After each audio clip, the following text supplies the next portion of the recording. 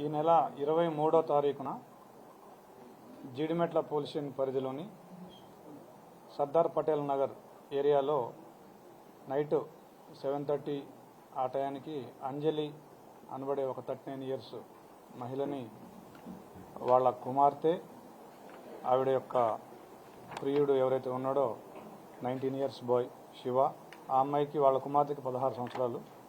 తర్వాత ఈ శివ వాళ్ళ తమ్ముడు ఇతను కూడా 16 ఇయర్స్ బాయ్. వీళ్ళు ముగ్గురు కలిసి ముఖ్యంగా ఈ అమ్మాయి ప్లానింగ్ చేసింది, వాళ్ళని ప్రోత్సహించింది ఎవరైతే డిసీజ్డ్ ఉందో వాళ్ళ కుమార్తె. మిగిలిన ఇద్దరు శివ అండ్ వాళ్ళ తమ్ముడు వీళ్ళిద్దరూ వచ్చి ఆవిడ్ని స్ట్రాంగులేషన్ చేసి ఆవిడ చున్నీతోటి ఆవిడ్ని గొంతు బిగించి చంపడం జరిగింది.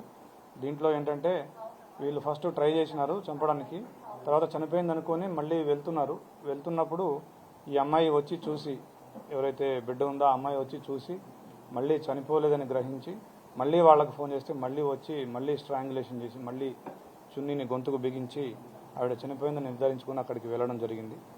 వీళ్ళిద్దరికీ ఎవరైతే అక్యూజ్డ్ డిసీజ్డ్ డాక్టర్ ఉందో ఈ అమ్మాయికి ప్లస్ అక్యూజ్డ్ A1కి ఇద్దరికి 8 నెలలుగా ఇన్స్టాగ్రామ్లో పరిచయం ఉంది.